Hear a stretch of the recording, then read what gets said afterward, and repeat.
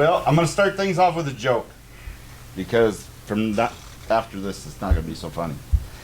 A couple of old guys, brothers, decided to start a ranch. One fella, he went to buy a bull for the farm, and so he said, "When I get there, I will send you a telegram letting you know that it's time to hook up the truck, grab a trailer, and come pick up the animal." And so his brother said, "Okay, that's fine." So his brother goes, looks at the bull, says it's a good bull, goes to the telegraph office, talks to the telegraph operator and says, "I need to send the telegraph to my brother." And he says, "That's fine. What do you want it to say?" And he says, "Well, I looked at the bull. Everything's good. It looks like it'll be a good animal. Hook up the truck to the trailer. Come and pick up this bull so we can bring it home." And the telegraph operator says, "Okay, but it's $1 a word." And the guy had just paid $599 out of the $600 he had for this bull. So he only had $1 left. And he says, "Well, it's $1 a word." He says, "Just one word." He said, "What's that?" He says, "Comfortable." He says, "How in the world is he going to know that he's supposed to hook up his truck and come get this animal with that one word?" He says, "My brother's not very bright. He reads real slow. Come for the bull." Okay. I didn't say it was a good joke. I just said it was a joke. All right. I'm going to start off this. Half of you are going to love me by the end of this. Half of you ain't going to like me at all. Wives, submit to your husbands, right? It says that 2 places in the Bible. Ephesians 5:22 and Colossians 3:18 both say that. Now, wives, that's all I have to say to you today. Those of you who know me through the church don't really know me. Those of you who are watching this who do know me are wondering how in the world I ever got put in front of a pulpit. I'm not a good man by any stretch of the imagination. A horrible husband, terrible father, awful grandfather. Swear like a sailor most of the time. And that's kind of what I'm talking on today.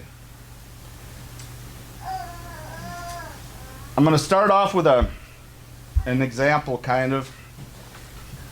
This piece of paper here, we're going to talk about what words do.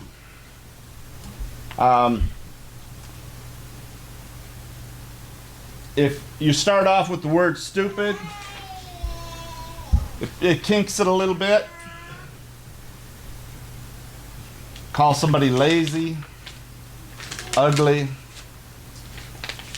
dumb, fat, all these different words. And I'm a perfect example of this because when I get angry, whoever happens to be nearest to me gets the brunt of my anger.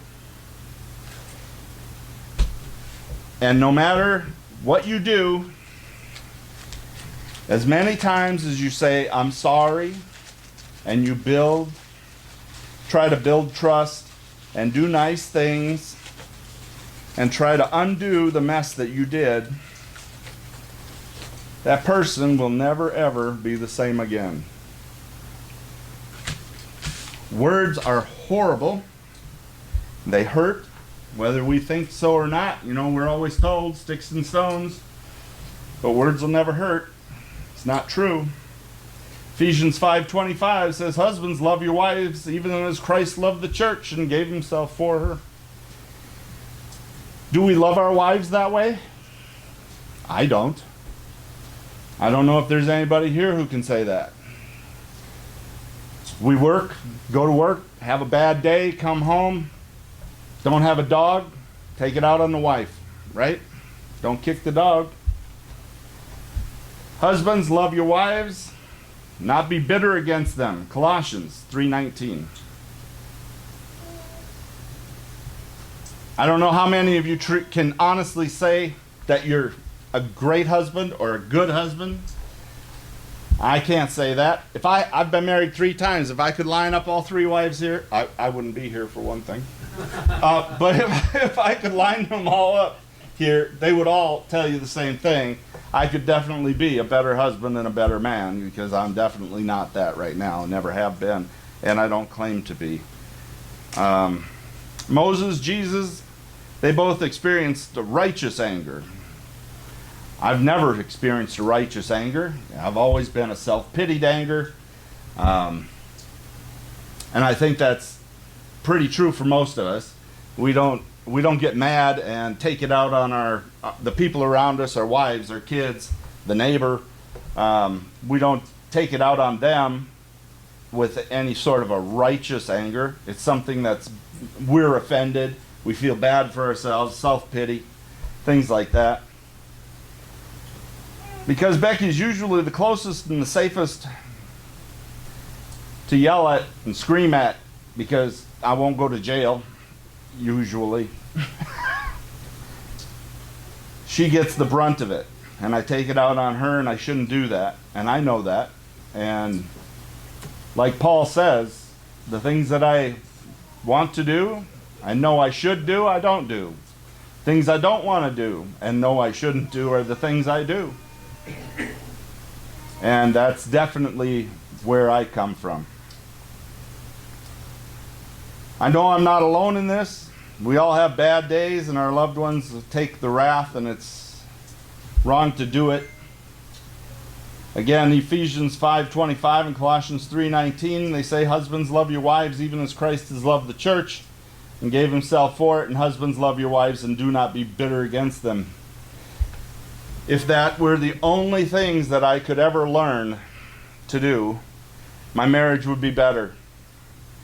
I have a wonderful wife who I couldn't ask for a better partner. She has taken care of me through thick and thin for 16 years. Right after we got married, I had my accident. It took me 12 years to heal from that one, and now I've had this one. And but every time I get feeling bad about myself or I can't do something, she catches it. And I'm pretty sure that goes for a lot of us here. Our wives catch the brunt of our grumpiness and our self-pity. Ephesians 4:26 and 27 says, be ye angry and sin not.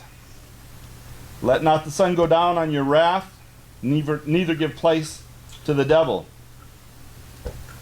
Does any man here want to give place to the devil in place of their wife? I doubt it. I know I don't. Ephesians 4:31, let all bitterness and wrath and anger and clamor and evil speaking put away from you with all malice. It's good words. Can we do it? Through God we can. With Christ we can. On our own, never. We'll never do it on our own. Some things that anger does, it makes you look like a fool. Ecclesiastes 7:9. Unresolved anger, Ephesians 4:6, is sin. Being angry gives place to the devil. I don't want to give place to the devil.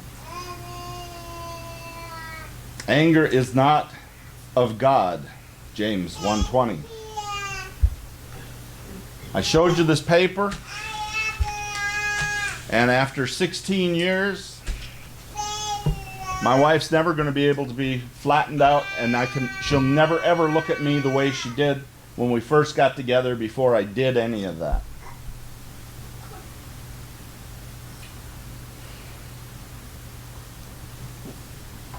Psalm 7:11, God judgeth the righteous, and God is angry with the wicked every day. I'm pretty wicked because I lose my temper, yell, scream, take it out on Becky.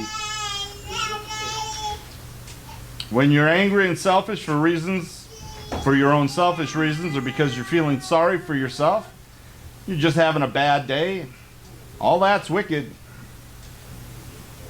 And we need to focus more on treating our wives better. I'm not pointing any fingers. Maybe you guys are all different than I am. But I'm speaking for me, from what I've seen, what I've done.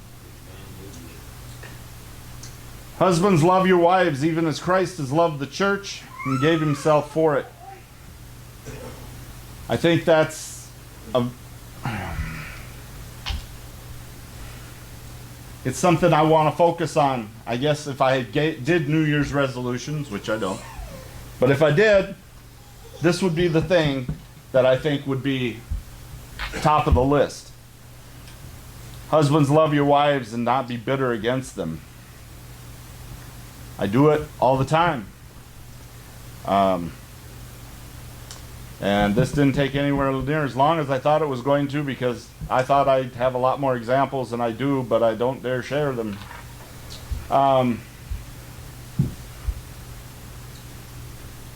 With God's help, I'm going to try to live these two examples.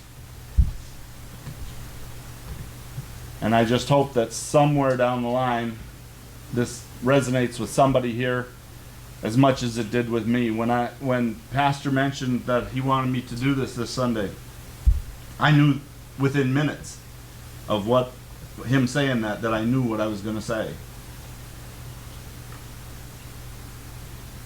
We need God in order to do this. We can't do it on our own. With God, we can do all things with Christ who strengthens us. We need God's help. And so, it's not only men, I suppose, that get mad and yell and scream at their wives, but I imagine there's women who yell and scream at their kids, yell and scream at their husbands. We can all learn from kicking back, trying to step back and take a look at our situation before we do something that crumples the people around us into a ball. And that's about all I have to say today.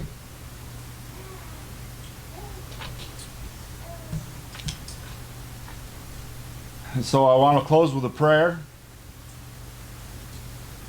And I know I'm not as long-winded as some other people.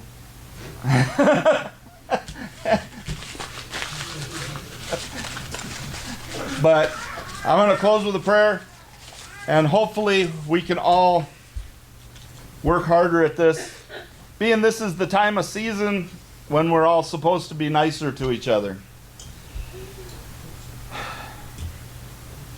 Dear Heavenly Father, I just pray that you would continue to watch us and guide us in all that you do and all that we do. Continue to be with us. Show us what it is that you want us to do. Show us how to be kinder, gentler people. Show us to be more Christ-like in all that we do. And stop and think when we're having those angry moments. Look at our wife and our people around us. Do we want to crumple them into a ball? I just pray, Lord, that you would continue to be with us in that and help us to find that calm, that peace, so that doesn't happen. I'm not saying we won't be angry. We will be. It's how we react in that anger, the words we use, the tone we use. Lord, I just pray that you continue to watch us and be with us in all of that. And these things I ask in Jesus' mighty name. Amen.